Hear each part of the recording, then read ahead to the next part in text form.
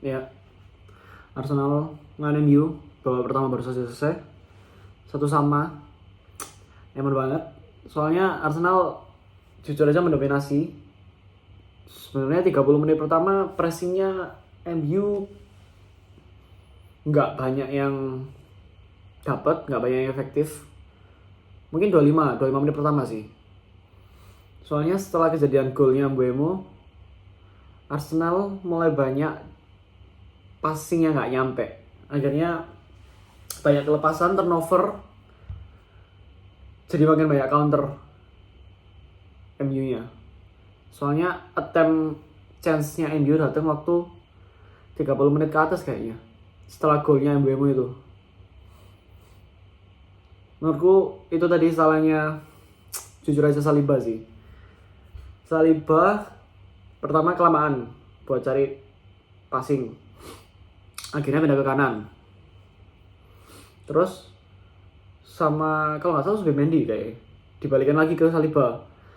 Akhirnya makin maju. Saliba udah mundur. Bolanya dibawa mundur. Bingung mau kemana-mana. Yang kelihatan aja diumpan ke kanan lagi Zubimendi. Akhirnya karena nggak expect juga jaraknya dekat, umpanannya banter, Zubimendi mikir nggak harus langsung dibuang di bolanya. Waktu dibuang nggak nyampe ternyata, malah terjadi mistake. Mbeumo bisa langsung finishing. Ya eman sekali sih. Soalnya possessionnya sebelum terjadi gol itu benar-benar bagus Arsenal, yaitu mendominasi. Nggak ada yang kelepasan, turnovernya jarang banget, di pressing pun bisa lolos, dapat beberapa chance karena berani main dari belakang itu juga. Yang menurutku stand out di babak pertama, Bukayo Saka banyak ciptaan peluang, bisa ngelewatin musuhnya juga beberapa kali crossing. Terus Odegaard juga menurutku bagus. Ya secara attacking kreatif banget. Beberapa kali habis dapat bola setelah dipegang sama MU itu bisa jadi efektif passingnya buat counter attack.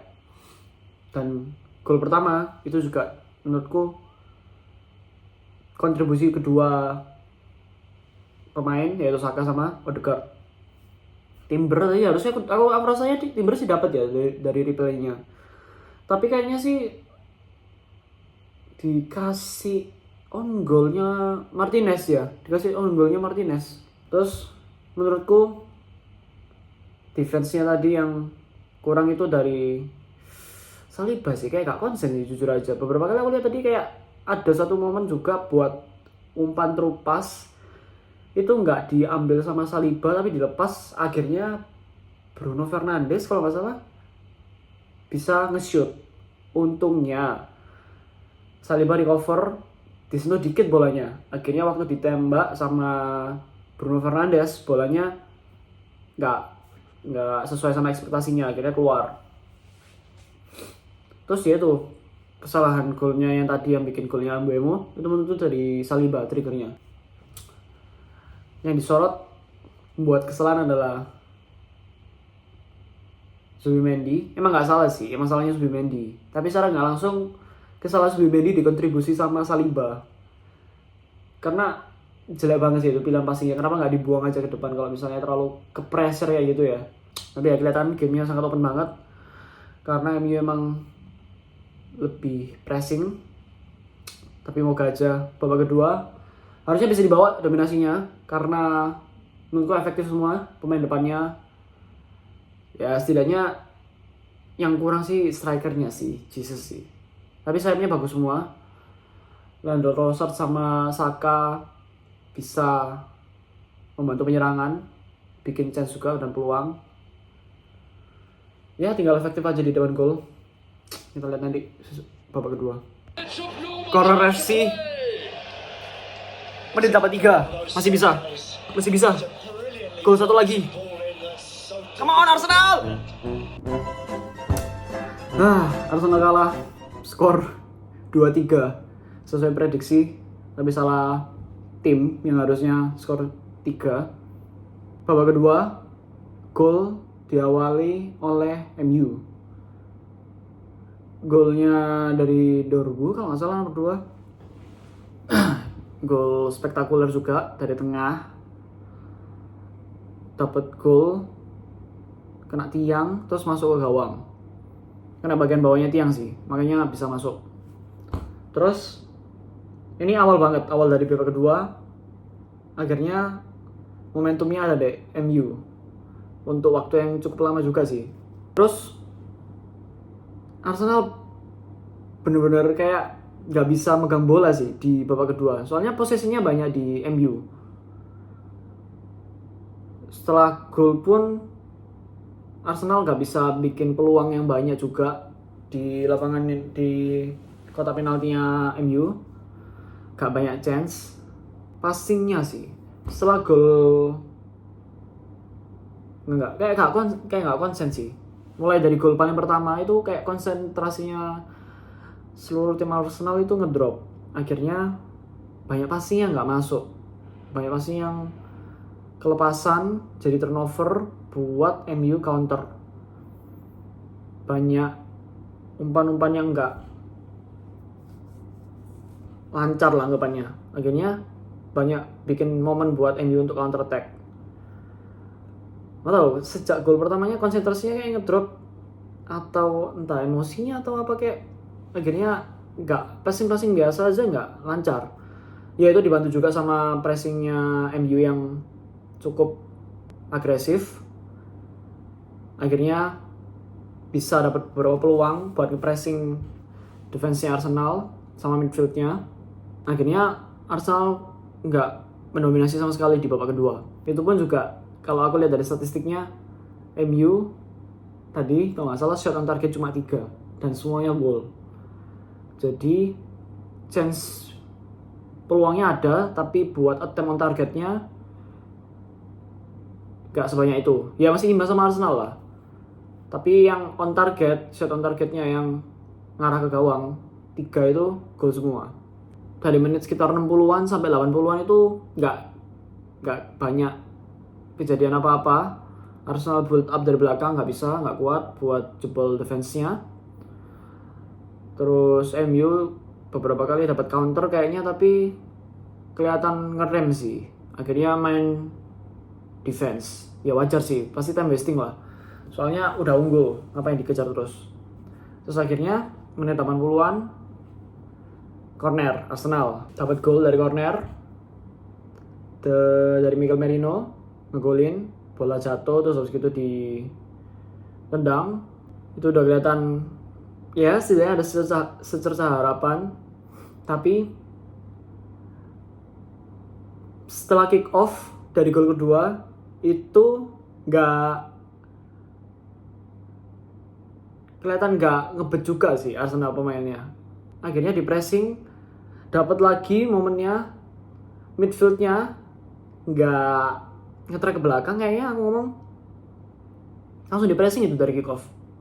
Terus habis gitu Queen-nya dapat gol, bagus lagi golnya, pojok kanan bawah dari midfield, nggak masuk di kotak penalti, tendang dari luar kotak penalti dan gol. Mungkin kayaknya triggernya semua dari gol pertamanya MU sih sebenarnya, dari Zubimendi yang bikin kesalahan itu. Terus Mbeumo counter, dapat gol. Itu sejak itu pokoknya konsentrasinya Arsenal kurang baik sih menurutku. Akhirnya banyak passing yang lepas itu yang bikin dominasinya Arsenal jadi berkurang dari gol pertamanya Arsenal. Ini namanya juga rekor di home-nya akhirnya pecah. Udah berapa lama ya enggak? Mungkin musim ini belum kalah sama sekali di home. Dan MU yang ngalahin pertama di home. Ini kayaknya perbedaan filosofi sepak bolanya aja sih. Dari MU yang lebih suka main counter attack, ngandalin pace, dan yang kedua yang menurutku yang kelihatan banget dari hasilnya hari ini itu apa ya, kayak efek bintang, efek Maverick, kemampuan buat ngegolin dari anggapannya ya bukannya nggak ada peluang ya, tapi dari kemungkinan yang kecil untuk ngegolin itu bisa dibuat gol dari tendangannya Dorgu sama Cunha. Kalau Mbeumo-nya menurutku kesalahan Arsenal sih, Arsenal yang ngasih itu menurutku. Tapi dari 2 gol yang setelahnya itu kelihatan kayak shot aja on target, ada kemungkinan pasti gol. Beda filosofi sama Arsenal yang mainnya steady dari belakang, dari bawah, ciptain chance sebanyak-banyaknya, nanti kamu bisa dapetin gol. Tapi ya gitu, emang ada plus minusnya, tapi ini perbedaan filosofi yang kelihatan MU menang untuk hari ini. Ya sedikit mengecewakan, tapi Arsenal masih unggul 4 poin. Ini masih bersih sama City, gamenya masih sama, jadi unggul 4 poin. Ini tinggal sebenarnya Arsenal hasil akhir-akhir ini di bulan Januari banyak yang mengecewakan di Premier League setidaknya. Mungkin aku pikir apa juga ada capek lelah dari match di Inter Milan juga. Soalnya kan itu diambil waktu pertengahan minggu, akhirnya mungkin nggak full fitness, aku nggak tahu juga. Ya itu ya, makanya rasaku aku bilang harusnya nggak perlu maksain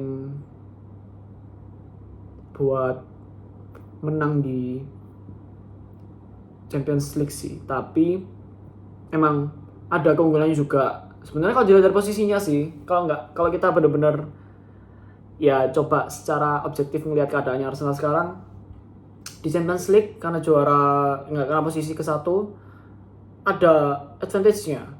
Setiap permainan dengan 2 leg, Arsenal bakal dapat pertandingan home di leg kedua. Itu advantage yang nggak lumayan sih, menurutku bagus banget. Apalagi itu berlaku sampai ke semifinal, karena di final cuma sekali mainnya.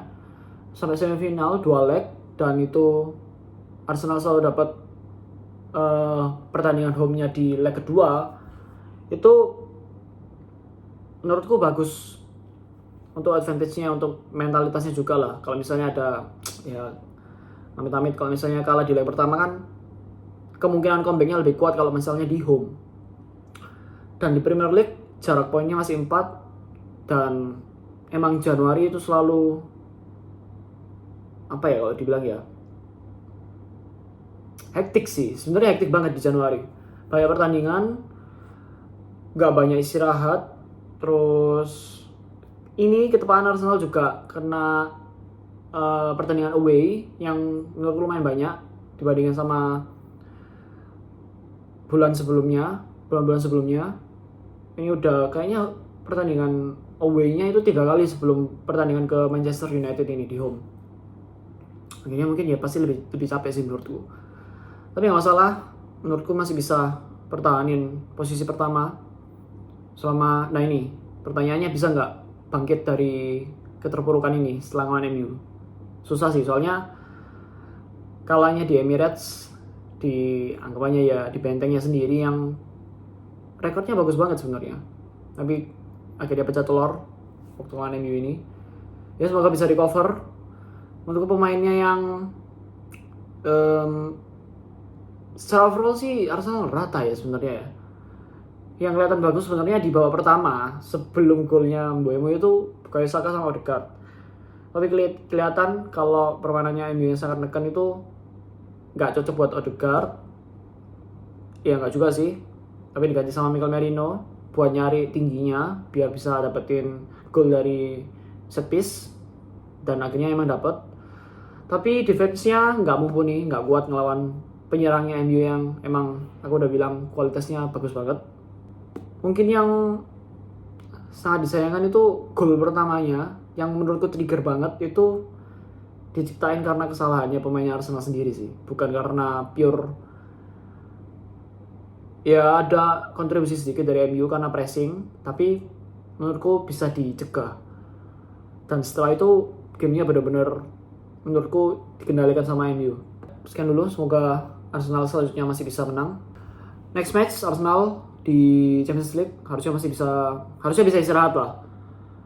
Dan untungnya untuk momen next ini, beberapa bulan ke depan, harusnya Arsenal lebih fit, soalnya nggak ikut ke knock-off-nya UCL. Dan ini sekarang selanjutnya juga menurutku bisa diistirahatin karena ngelawan tim yang ya nggak seberapa penting lah untuk dapetin poinnya menurutku. Bisa persiapin full buat ngelawan Leeds selanjutnya di Premier League. Ya semoga bisa membaik di Februari. Januari bukan, dari dulu kayak Januari bukan bulannya Arsenal sih. Mesti ngedropnya itu di Januari. Mungkin kebanyakan fixture dan sifatnya Arteta yang harus selalu serius di seluruh match mungkin bikin capek pemainnya.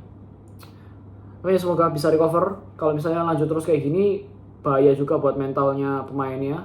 Harus cepet-cepet dapetin hasil yang baik untuk setidaknya liga sih. Liga jadi harus Leeds harus menang lah. Kalau misalnya di UCL-nya yang Kairat itu ya jangan kalah lah minimal. Harusnya kalau nggak menang pun nggak masalah. Soalnya fokusnya mereka harusnya udah bukan di situ dulu untuk sekarang karena udah lolos ke babak selanjutnya di UCL. Ya jadi sekian hari yang kurang baik untuk Arsenal, fans Arsenal. Nggak masalah. Dilihat secara objektif masih banyak yang positif untuk klasemennya Arsenal.